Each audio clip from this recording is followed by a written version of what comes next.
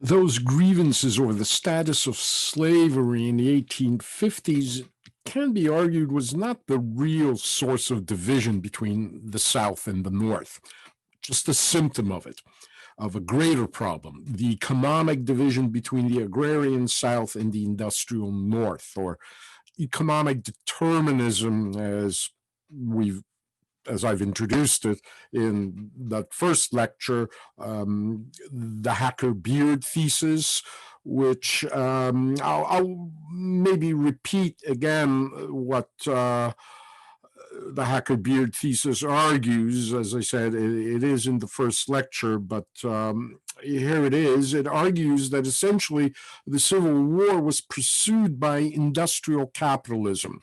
Quote, the industrial capitalists, through their political spokesmen, the Republicans, had succeeded in capturing the state and using it as an instrument to strengthen their economic position. It was no accident, therefore, that while the war was waged on the field and through Negro emancipation in Congress's halls, the victory was made secure by the passage of tariff, banking, public land, railroad, and contract labor legislation.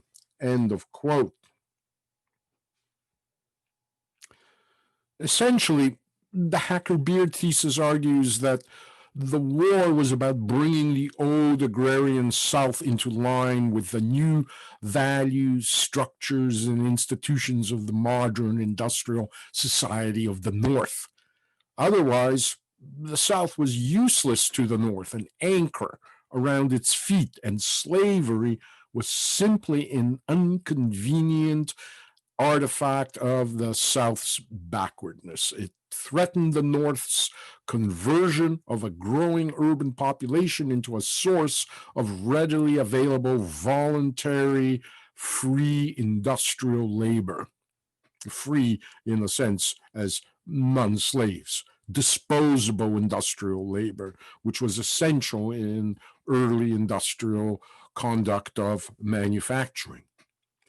The economic and infrastructure differences between the South and the North are dramatic and very much reflect what the Hacker-Beard thesis is focused on. And just looking at this map, you're looking at the railroad system prior to the Civil War, and you can see how there is a kind of thick network of railroads going north, east, west, and south in the North, while it's very sparse in the South. And most of the railway connections are kind of running north-south with, a few east-west connections, but mostly it's about getting cotton out to the sea, essentially.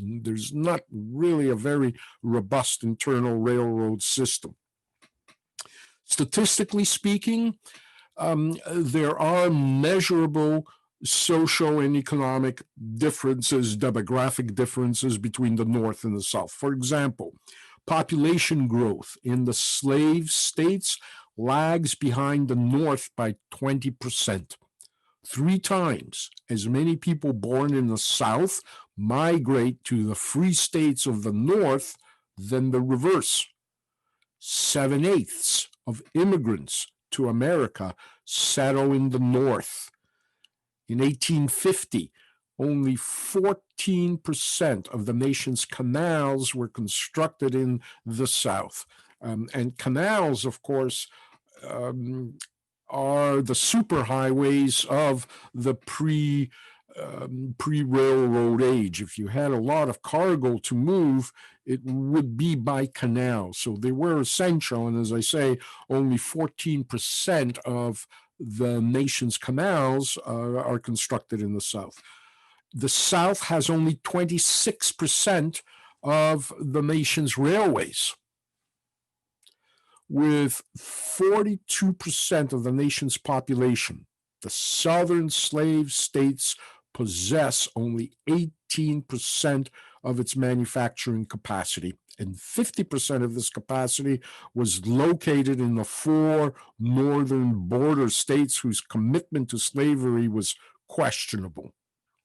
While the price of cotton has indeed gone up, the southern states retained less than 5% of it for domestic manufacturing. 25% went to manufacturers in the north, while 70% of all cotton produced in the south was exported abroad, primarily to Great Britain, which had a very robust textiles industry that depended on cheap slave cotton. And that, we'll see, is one of the reasons that Britain supported and leaned towards the Confederacy rather than the Union. And of course, as a byproduct of that, Canada was much more hostile to the Union than it would be to the Confederacy. So the South essentially had to buy 2/3 of its clothing and other manufactured goods, either from the North or from abroad, mostly Britain.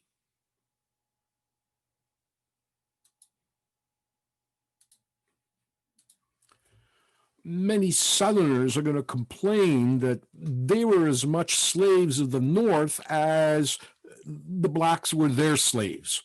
A lot of Southerners who had slaves were buying them on mortgage. They were deeply into debt.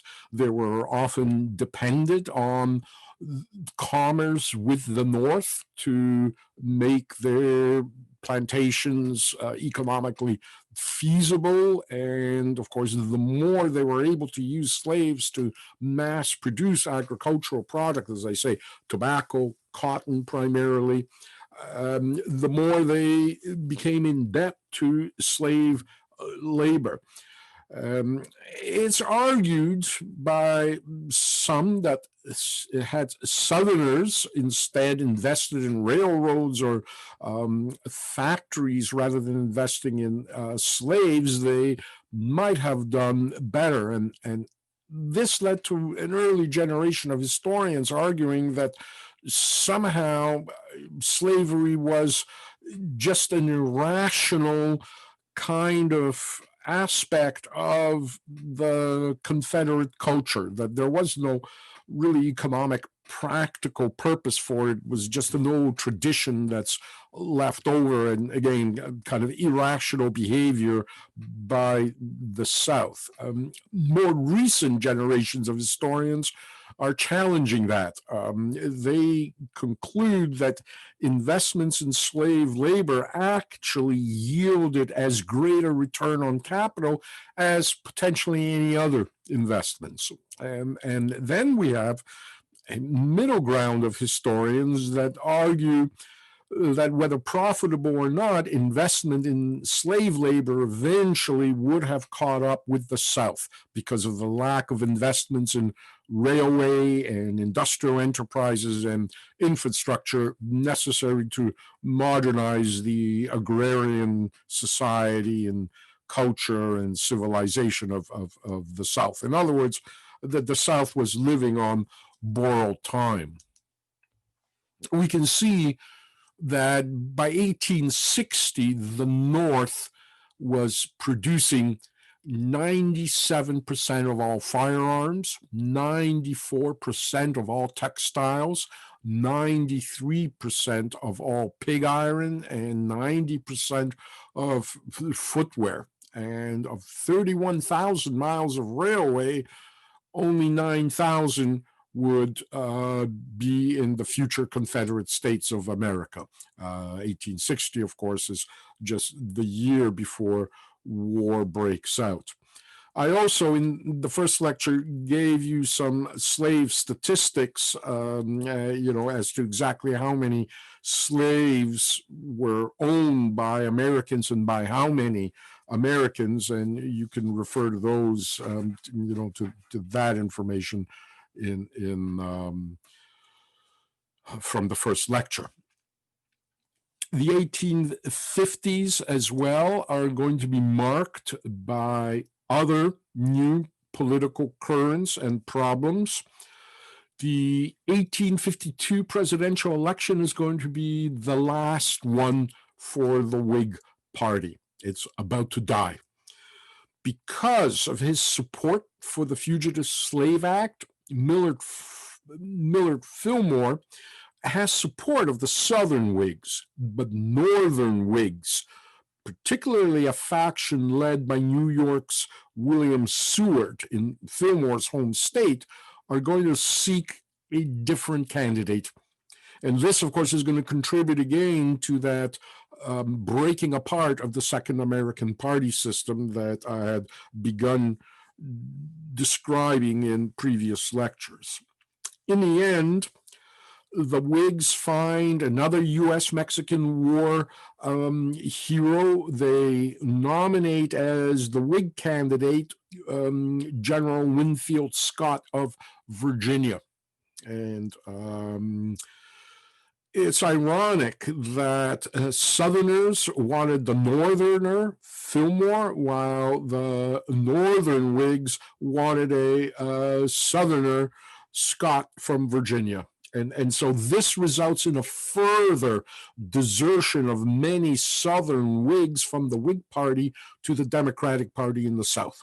The Whig Party is being hugely decimated by now.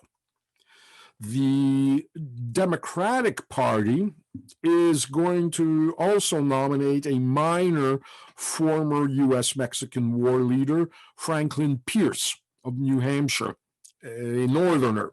Although he's a Northerner, he's committed to the Compromise of 1850 and the enforcement of the Fugitive Slave Act. And in 1852, Franklin Pierce wins the election by a landslide. And of course, it's Franklin Pierce who in 1854 is going to send Marines, cavalry, and artillery to Boston to enforce an extradition of an escaped slave to Virginia. I've described those in the previous part of this lecture, and that's the occasion on which the abolitionist William Lloyd Garrison will burn a copy of the American Constitution on the 4th of July celebrations. But the biggest new issue that's going to divide further North and South is going to be the passage of the Kansas-Nebraska Act in May of 1854. You can see here from the map, Kansas Territory. It lies north of the Missouri Compromise line. It is indeed still part of the Louisiana Purchase, and it's on the route for another transcontinental railway. And so two Illinois Democratic senators are going to be behind the idea of allowing Kansas Territory now to become a state in the Union. And once again, the question, obviously, to everyone by now is going to be, is this going to be a free state or is this going to be a slave state? Two senators are essentially behind the Kansas-Nebraska Act, William Richardson and Stephen Douglas, the little giant, once again, the same senator who engineered the passage of the Compromise Bill in 1850. And Douglas had interests, investments in a railway link to the Pacific. He already made a fortune in his investments in the Chicago to Mobile railway. And so Douglas and Richardson now propose a bill to organize the Nebraska Territory, which was most of the remaining portion of the Louisiana Purchase. But the bill is languishing. As I say, the problem is the territory lies north of the 36-degree, 30-minute Missouri Compromise line and therefore would not be open to slavery. And very few Southern congressmen care to support the Douglas bill. What you get now is a coalition of four powerful Southern senators who become known as the F Street mess because they all lived together in a house on F Street in Washington. They let Douglas know that they would back his bill if he amended it to repeal the ban on slavery in Nebraska territory, if he put, as they said, slaveholder and non-slaver upon terms of equality. And so Douglas, he knows that such a move would actually raise a fury of debates. And so at first he tries to outflank the Missouri Compromise by proposing a bill that used pretty much the same language as the admission of New Mexico and Utah, quote, with or without slavery as their constitutions may prescribe, end of quote.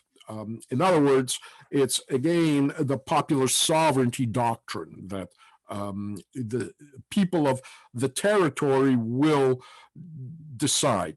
This, of course, cannot work legally because, again, the Missouri Compromise, unlike the territory in New Mexico and Utah, which was captured from Mexico, this territory, Kansas territory, is again part of the Missouri Compromise area.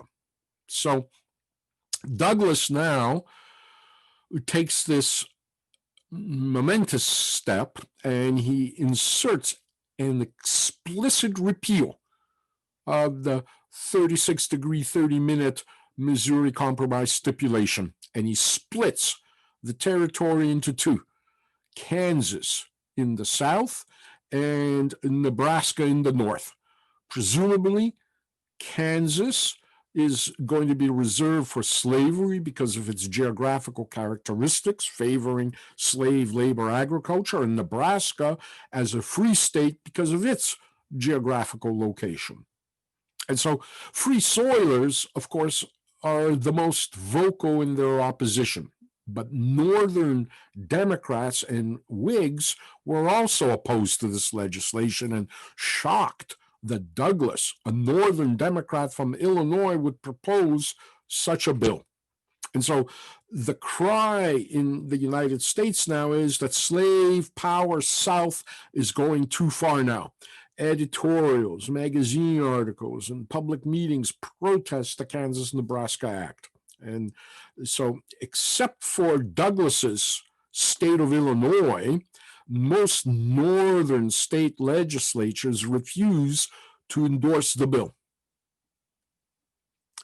Douglas attempts to convince the opposition that the Compromise of 1850 superseded the Missouri restrictions by allowing popular sovereignty in the former Mexican territories, but his opponents very quickly point out that the Compromise of 1850 applied only to the former Mexican territories and not the former Louisiana Purchase.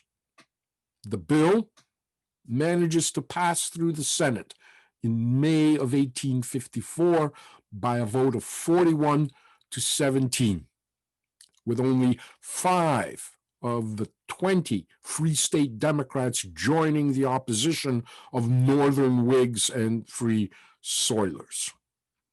In the House, it was a more difficult passage as Northern Democrats were facing re-election that autumn. Nevertheless, May 1854, the bill was passed there by a vote of 115 to 104.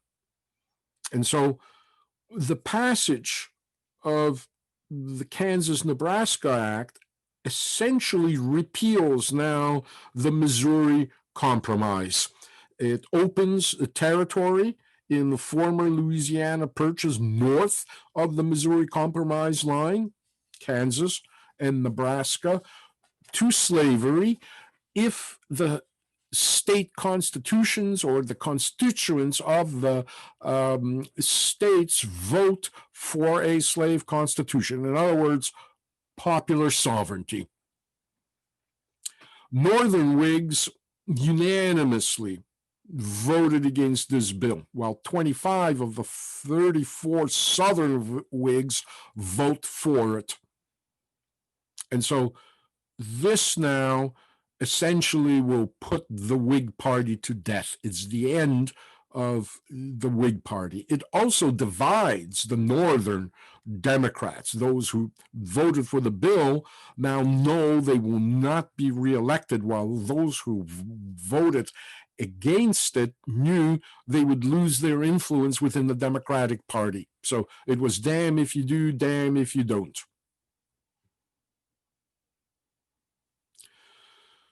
Here's William Seward, who's the leader of the anti-slavery Northern Whigs, the so-called conscience Whigs. New York's William Seward, and we'll talk about him a little bit later, as of course he's going to become the Secretary of State under Lincoln during the war.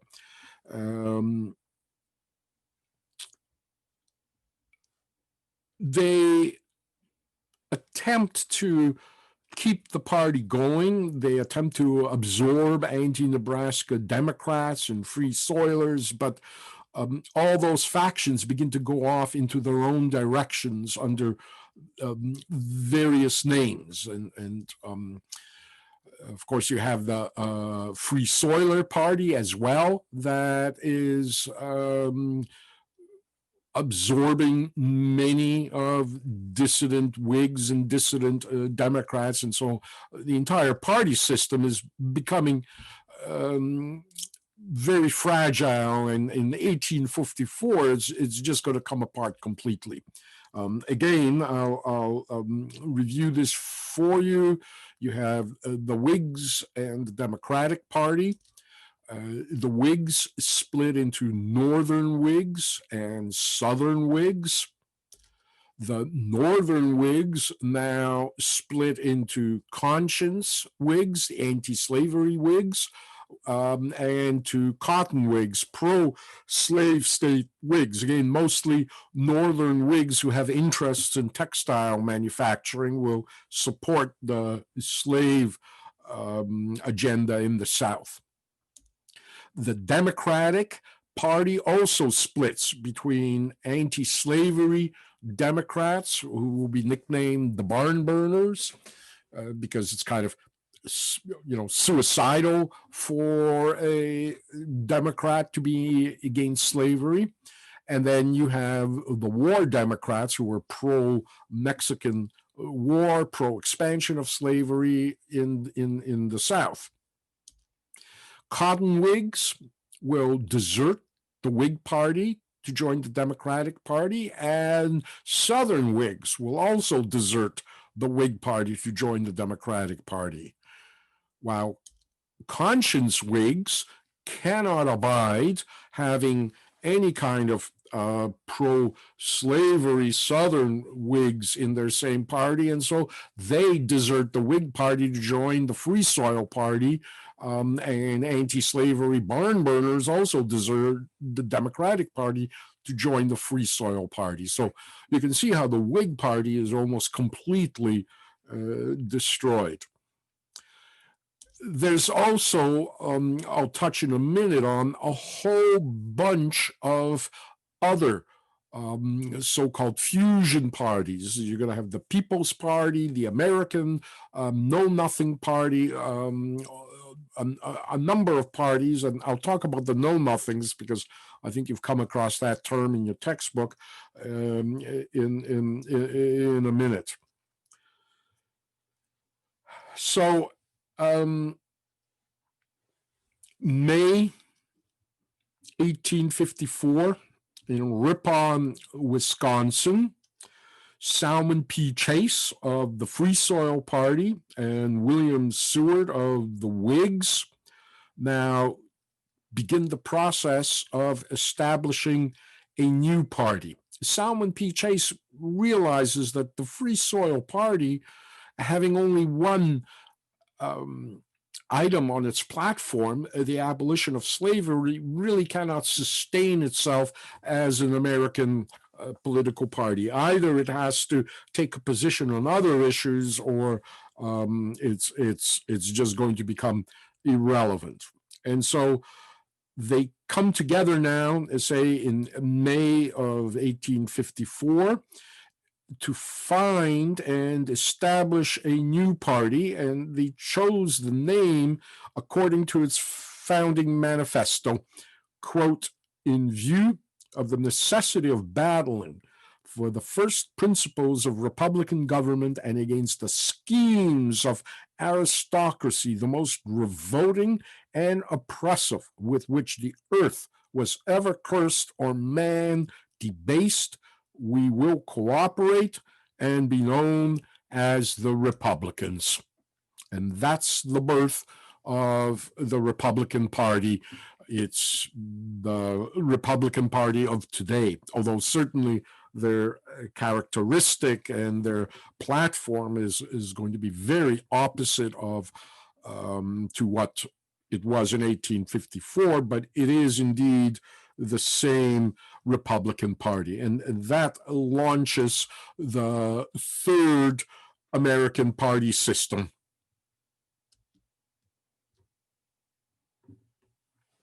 This party system will essentially endure until 1896, whereupon the nature of the Republican Party is going to turn and change so much that many historians will kind of inaugurate the fourth American party system. Abraham Lincoln, at this moment, is a member of the Whig Party, and he joins in the founding of the Republican Party, although personally himself, he remains a loyal member of the Whig Party for another year.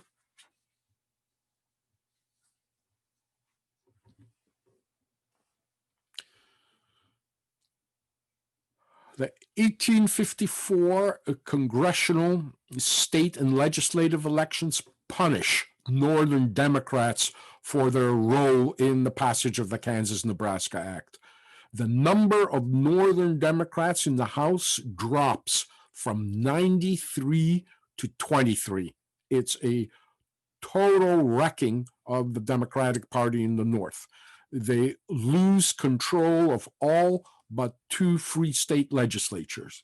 And as many as 25% of Northern Democrats will quit the party after the 1854 congressional state elections. And so the other problem is that the stability of the American two-party system is further being pulled apart by the formation of these various smaller coalition and party factions. In fact, at this point, the United States is almost beginning to look like the Weimar Republic in Germany after the First World War, with all these different parties. In 1850, a secret society called the Order of the Star-Spangled Banner, the OSSB, appears in New York. It's a nativist society. In other words, it's an anti-immigrant society. It's concerned about the rising flow of non-American born immigrants into the United States between 1845 and 1854.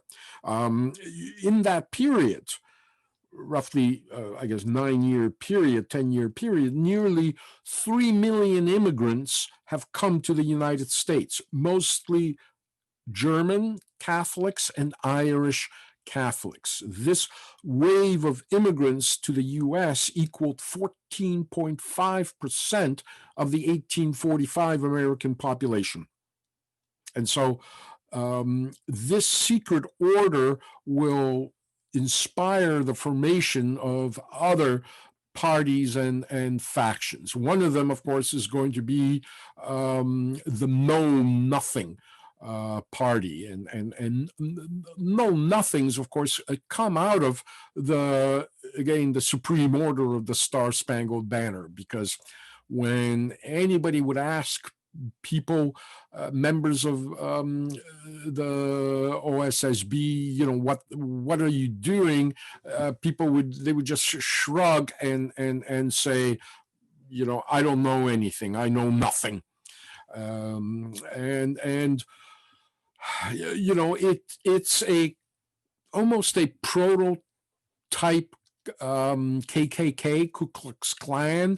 It's opposed to foreigners, to Catholics and Jews. Here's the banner: Native Americans, beware of foreign influence.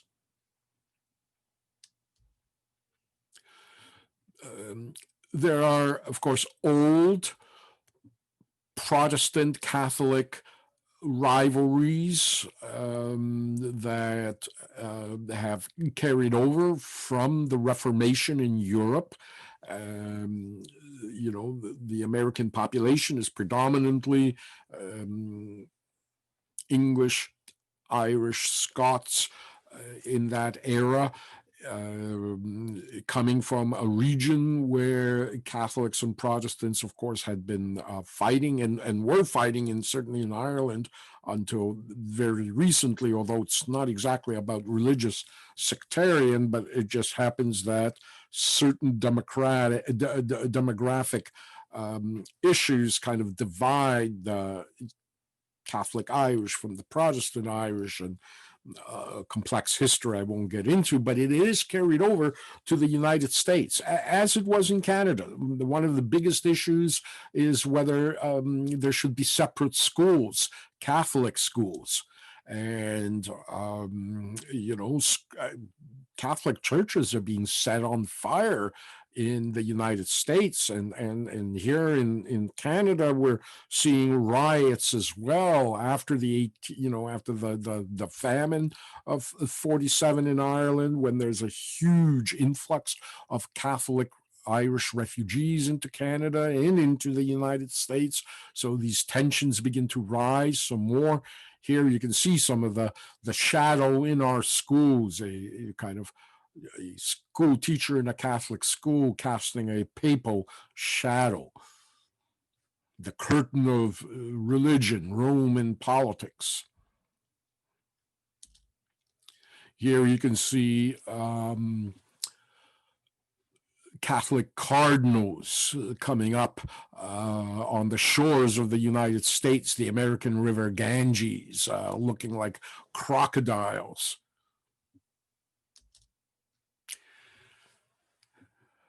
They also will align themselves with the temperance movement, the Know Nothings. There is an attack on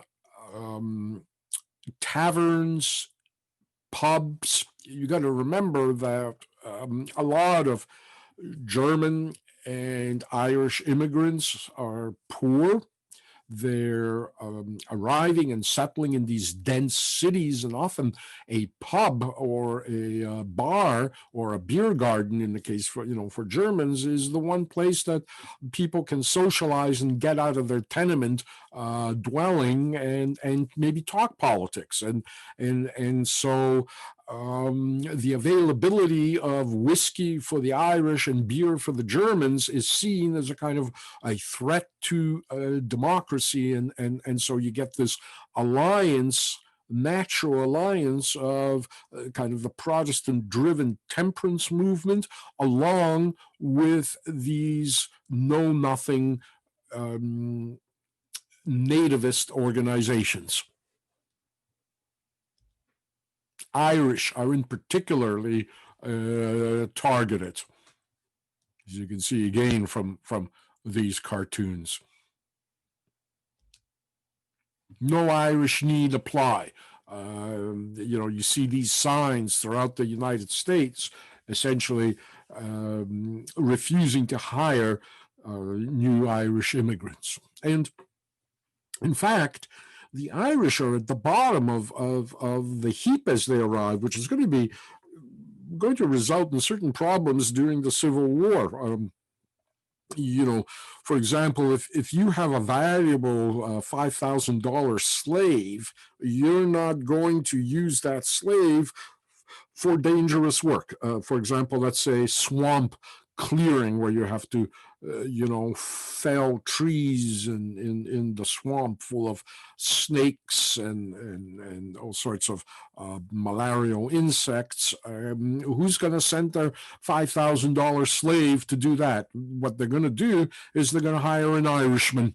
And so the Irish are considered to be worth less than an African slave. They're disposable. And this is going to be something that Northern Irish in places like New York, Chicago, Buffalo, and so forth are going to feel that, and it's going to be exasperated in the Civil War, especially once Lincoln is going to introduce the draft.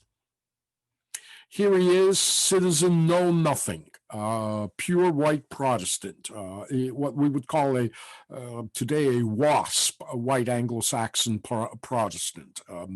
Citizen know nothing. The know nothing name actually becomes a brand name for Buy American. You can get Know Nothing soap, Know Nothing tobacco, any product that is produced rather than imported is kind of labeled as a Know Nothing product, in other words, Buy American.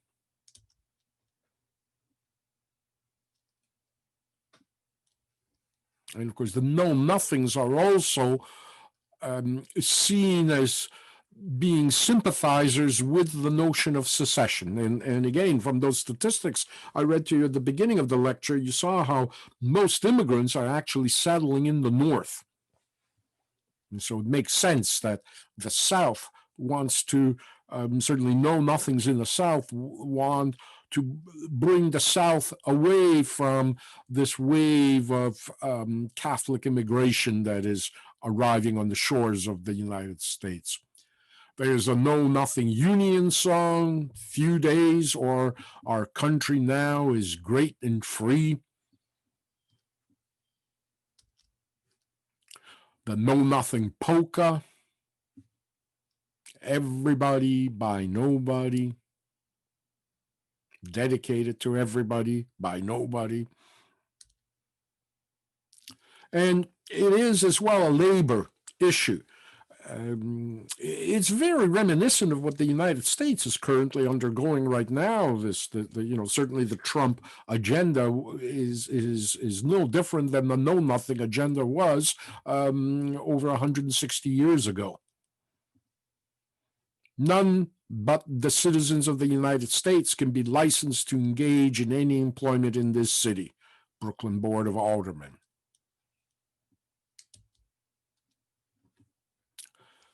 Here's a Know Nothing paper dedicated to the American patriot.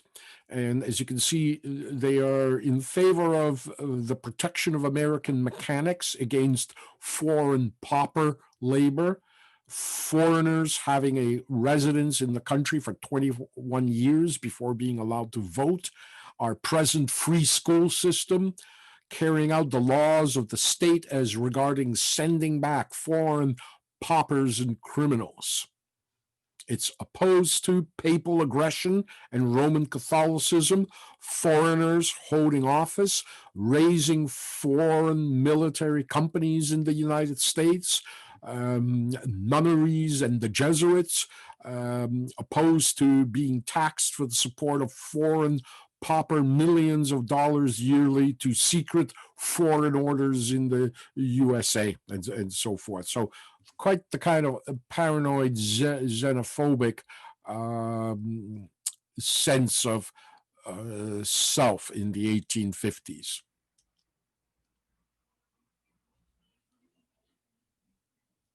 Almost nothing new. Very little has changed since that era. And here you have as well the barn burners, an example of how they were perceived, sitting on the roof of the barn, free trade wagons, kind of inviting them to get off the barn. You can see on the ladder that the guy is holding for these guys to come down off the burning roof is written compromise. But of course, they won't compromise. And so there they are, trapped on the burning barn, the barn burners. Eventually, all this will coalesce into the Union Party. Fillmore is going to be drafted as one of the candidates in one of the last elections, and now the Know Nothing slogan is kind of co-opted into this slogan: I know nothing but my country, my whole country, and nothing but my country. So that begins to be kind of the official branding of the Know Nothing name. So in the first 2 years, from 1850 and 1852, the Order of the Star-Spangled Banner, it consisted of 43 people. But once these separate Catholic school issues begin to enter into the political discourse, and as well, there's a tour by a controversial Vatican cardinal in 1853.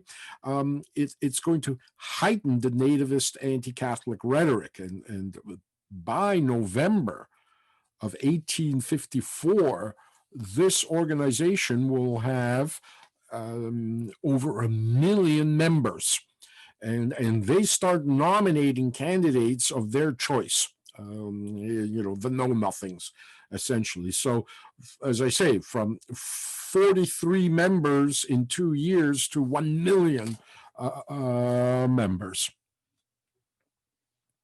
So all these elections of 1854, state elections as well as the presidential elections, are marked, by a kind of fusion of anti-movements: anti-Kansas-Nebraska Act, anti-liquor, anti-Catholic, anti-Irish, and anti-immigrant. Anti-slavery, in the meantime, is receding into the background.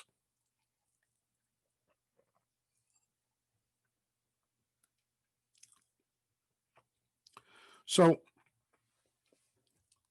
remarkably,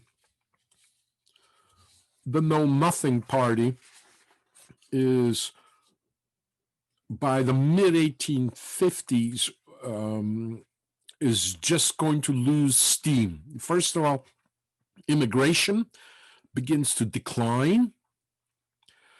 And so this kind of nativist pressure begins to recede as a major issue for Americans, and towards by the mid 1850s, the Know Nothing and fusion parties become essentially marginalized, and we begin to see the political landscape essentially dominated by the, again, traditional two parties, this time the Republican Party, which replaces the Whigs, and still the remains of the Democratic Party, which is very much a different Democratic Party than the previous one. This Democratic Party now is going to be pro-slavery, the absolute reverse of what the Democratic Party will become in the 1930s as kind of the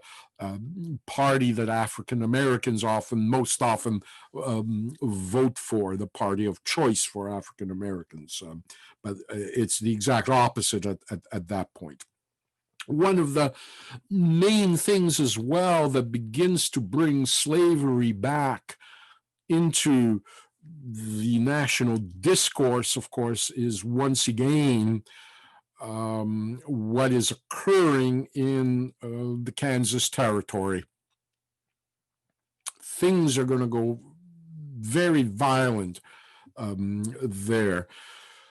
Under the Kansas-Nebraska Act, the question of slavery in a future state of Kansas was to be settled by a vote of Kansas settlers themselves through popular sovereignty. And Northerners now, particularly a very wealthy dry goods merchant in Boston, by the name of Amos Adams Lawrence, and you can see on the map, Kansas territory, you see the city of the town of Lawrence that's named for him. He establishes a kind of front company called the New England Immigrant Aid Company. And this company finances anti-slave settlers to come and settle in Kansas.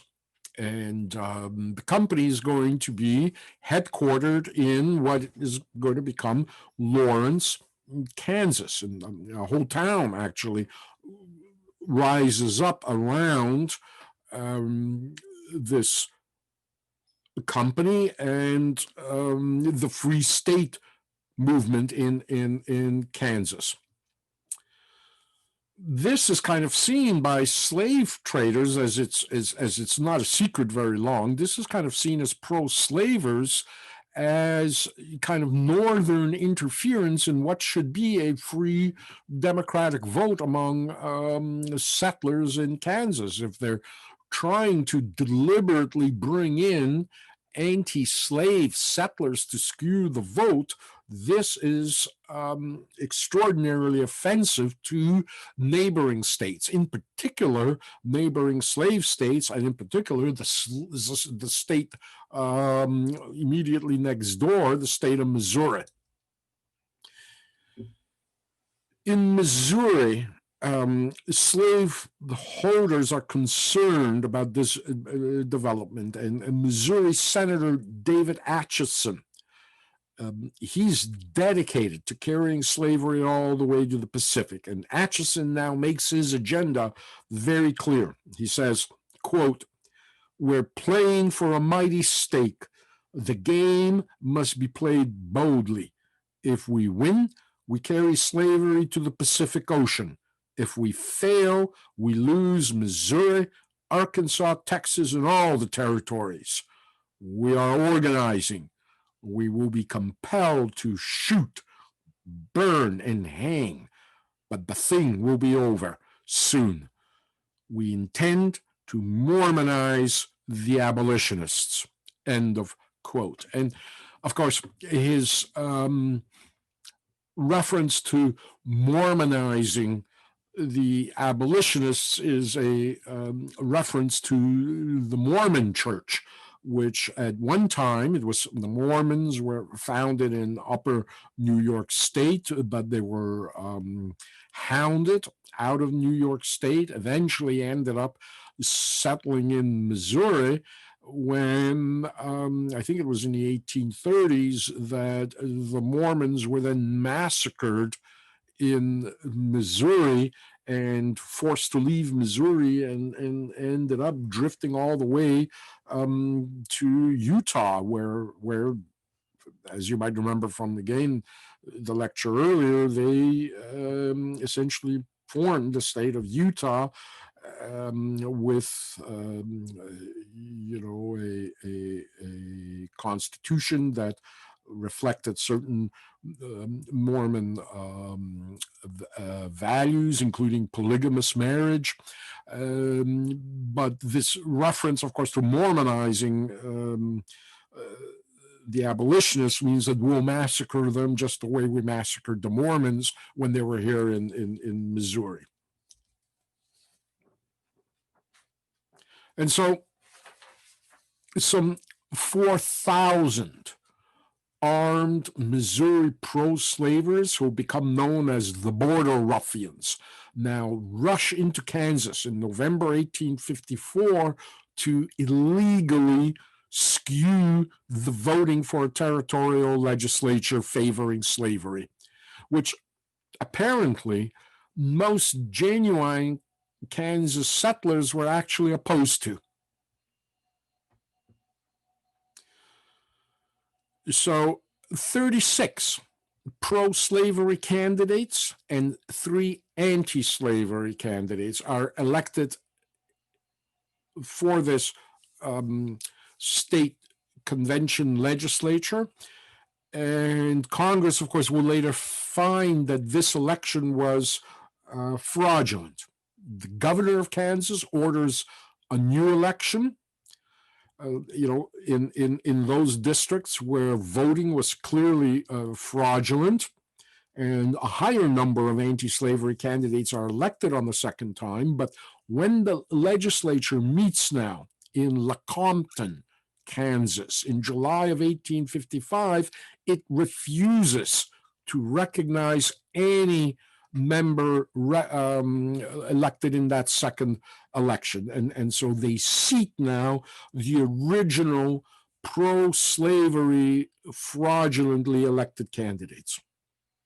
The governor of Kansas now goes to Washington to ask President Franklin Pierce for help. But Atchison really has the ear of President Pierce, and Atchison convinces Pierce that the New England Emigrant Aid Company had interfered in the election of Kansas and was this external kind of force pro-abolitionist force in Kansas. And so instead of helping the governor in Kansas, President Pierce now fires him. And of course, until a territory becomes a state, its governor is appointed by the president. And so the president can remove the governor. This is not yet a state where a governor is elected by the people. And so Pierce, remember, who's very pro-compromise of 1850 as well, and is trying to keep kind of southern states happy, Pierce now replaces the governor of Kansas with a more compliant Wilson Shannon of Ohio, who, upon his arrival back in Kansas, now begins enforcing a new slave code that the legislature had passed, including a death penalty for inciting slave revolts or helping slave escapes. And it also forces all Kansas voters to take an oath to uphold the slave law. The votes of border ruffians are now retroactively legalized. The legislature passes a law that requires no prior residence in Kansas in order to vote. Autumn of 1855, the legitimately elected Free State Kansas legislator now calls a convention in Topeka. And they elect a new government and a new governor, Charles Robinson, and a legislature which will sit in Topeka, which is anti-slavery. And so now, suddenly you have 2 competing state legislatures, one in Lecompton and one in Topeka, 2 groups of voters, and both are now heavily armed. And so now a small-scale war breaks out. It's almost like a civil war, but just inside the state of Kansas. It becomes known as the Wakarusa War. November, December 1855, it breaks out. Atchison sends some 1,500 Missourians across the border, and everyone is heavily armed, and fighting begins to break out. It becomes known as Bleeding Kansas, this kind of slow trickling war. It's as I say, it's very much a rehearsal for the Civil War to come.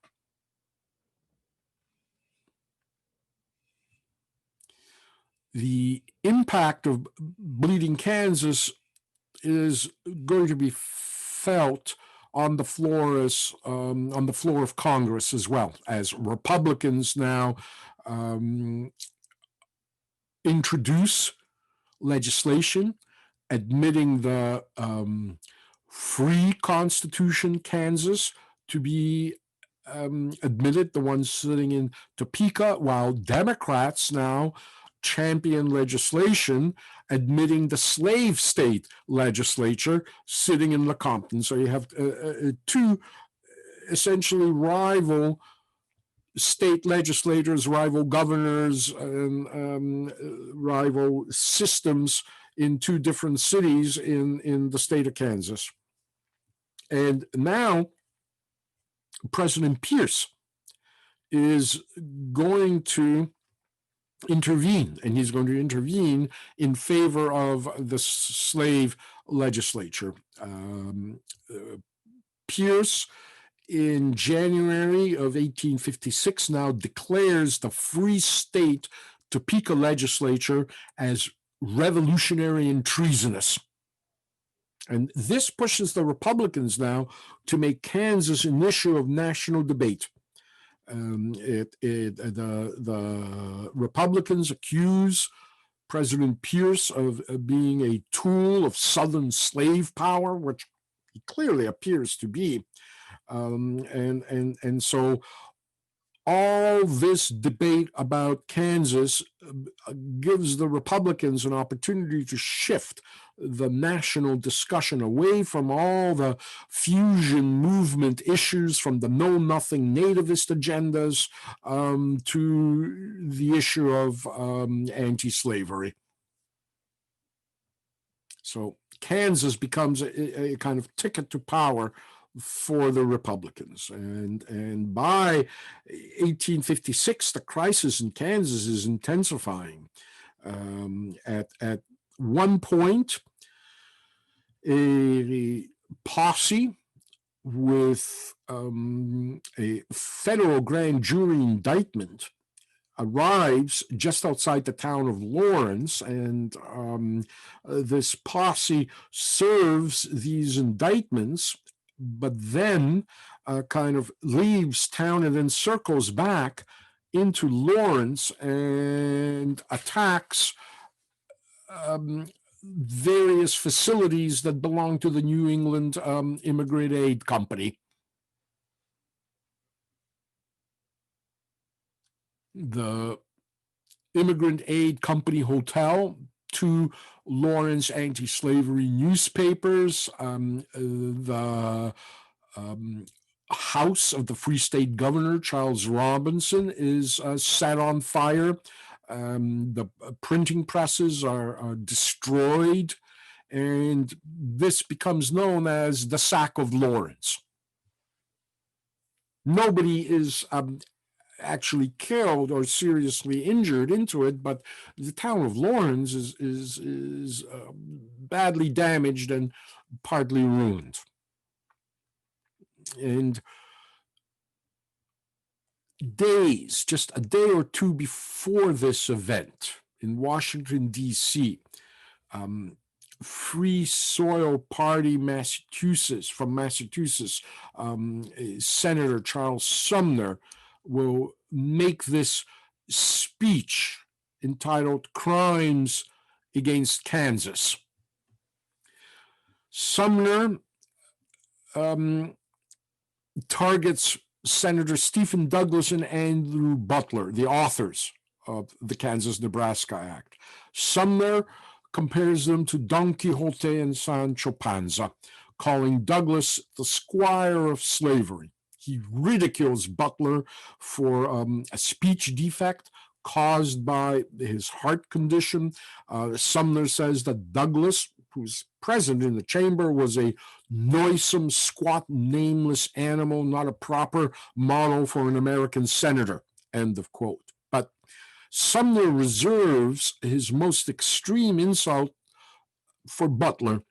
He accuses him of having taken, quote, a mistress who, though ugly to others, is always lovely to him, though polluted in the sight of the world, is chaste in his sight. I mean, the harlot slavery, end of quote.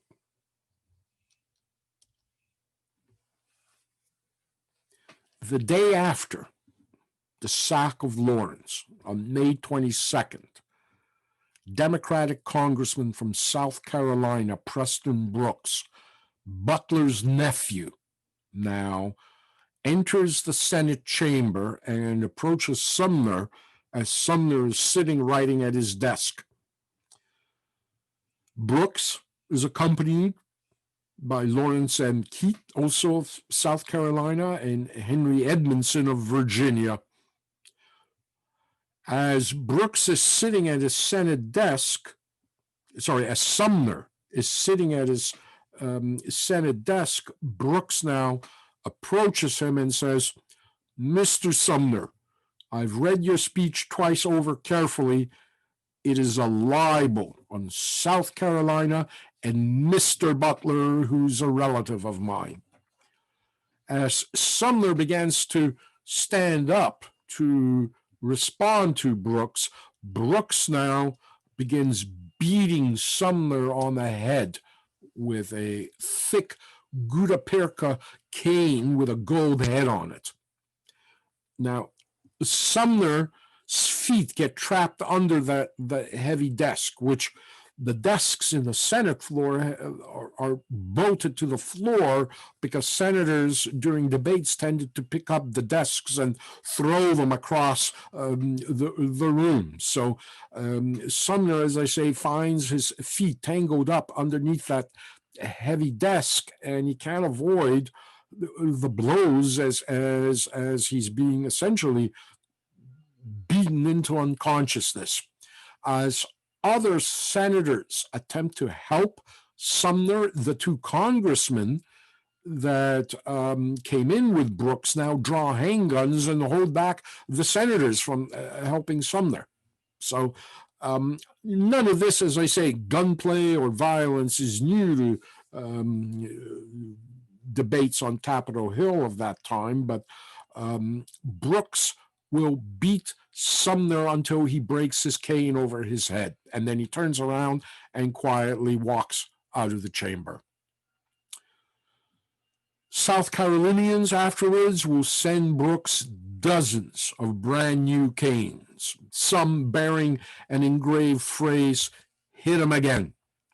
In fact, there's a gold-headed cane with a "Hit him again" plaque tied to it hanging in the University of Virginia's Jefferson Library. University of Virginia's Jefferson Literary and Debating Society room. Of course, that's in Charlottesville, where all those neo-Nazi disorders took place several years ago in support of Trump.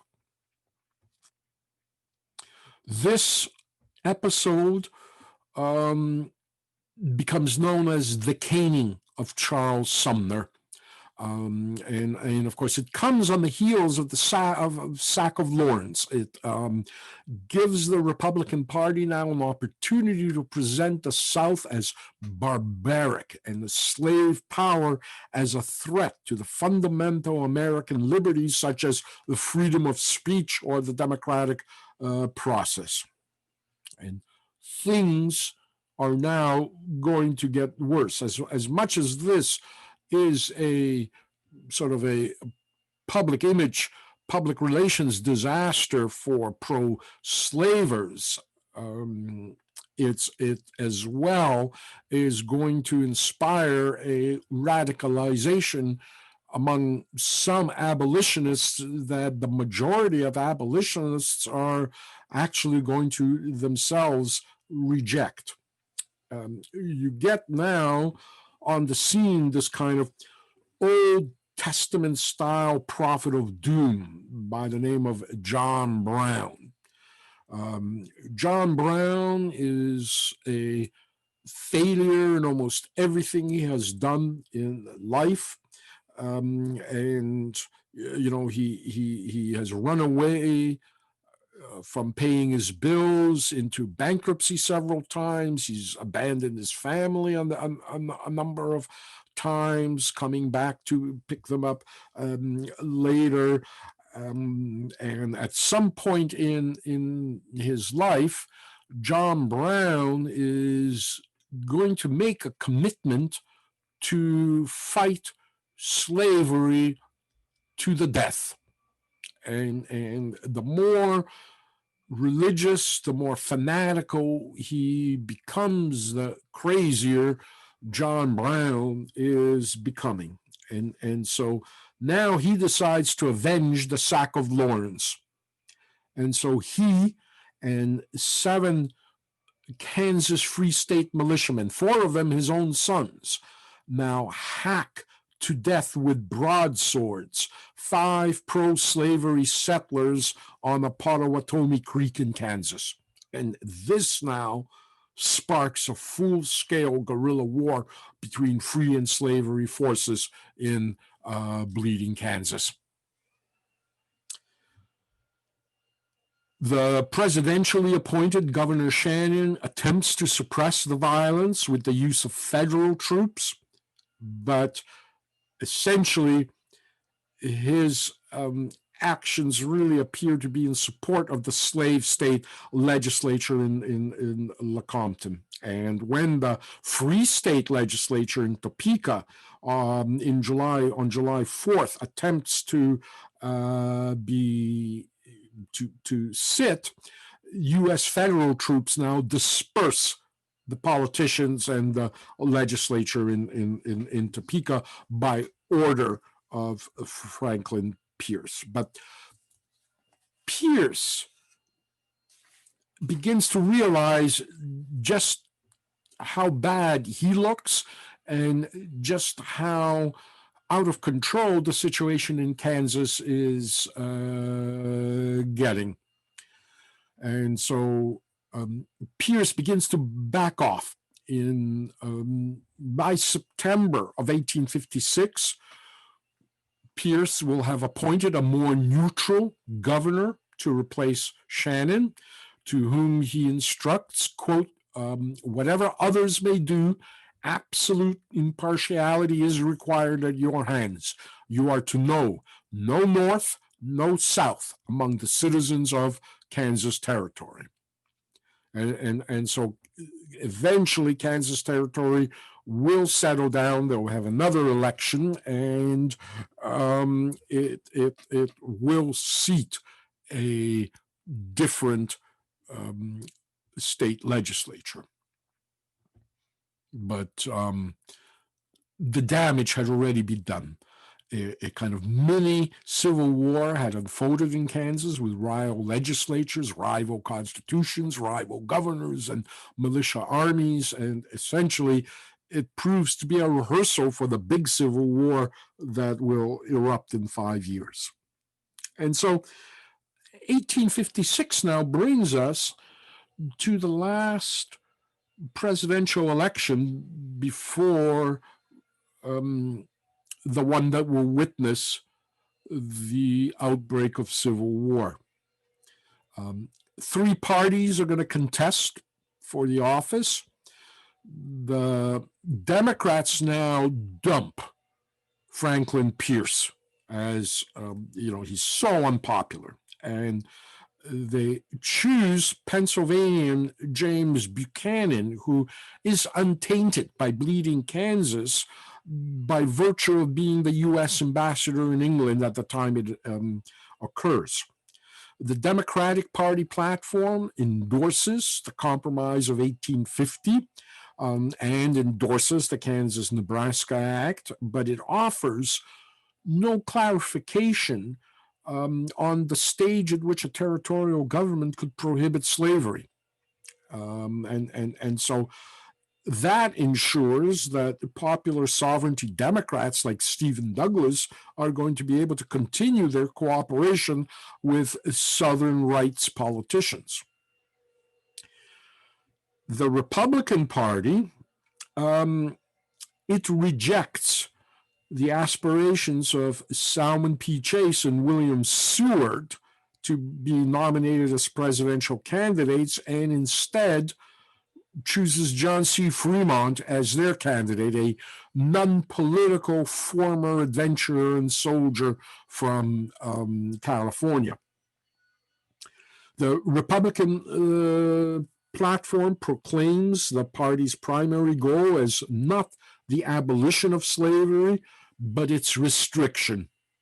It deems Congress to have sovereign powers over slavery in the territories and denies all levels of government the authority to defy what they had long viewed as the founding fathers' intention to rid slavery from the national domain.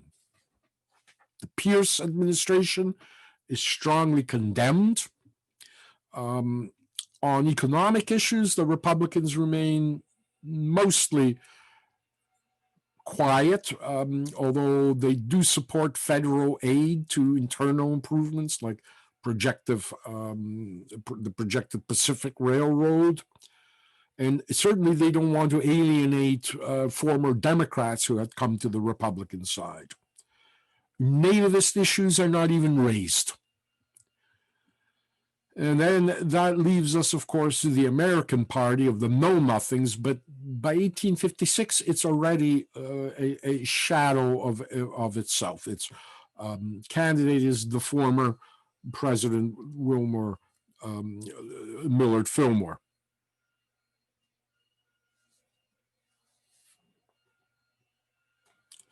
It's the Democratic candidate, James Buchanan, who's going to win the election. In terms of where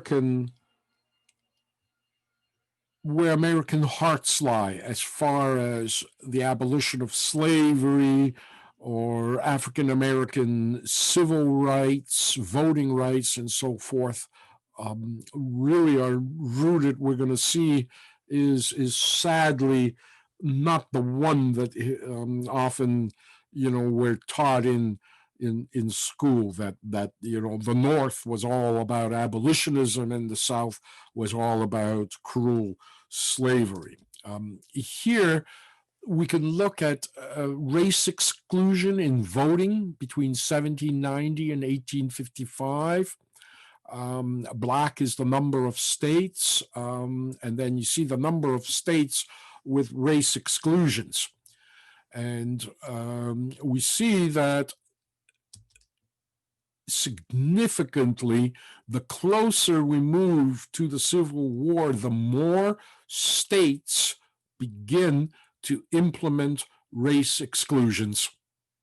So that by 1855,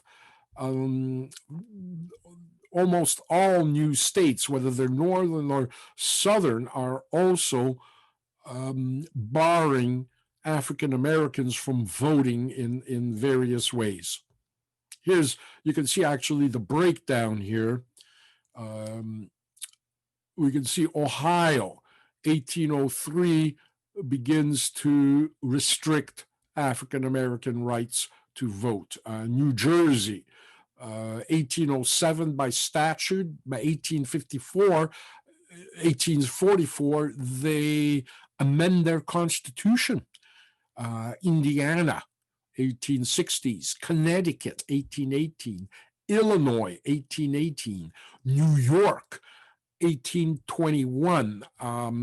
It actually incorporates different requirements for whites and for men of color. And there's kind of property requirements there. Women, of course, are not voting. They're not going to vote until after 1919 in the United States. Michigan, 1837. Pennsylvania, 1838. Iowa, 1846. Wisconsin, 1848. California, 1850. So 1790, the 13 founding members of the United States, only 3 of the states had race exclusions in the voting. By 1855, there were 31 states in the Union, and 25 of them, the vast majority, had race exclusions, including northern states.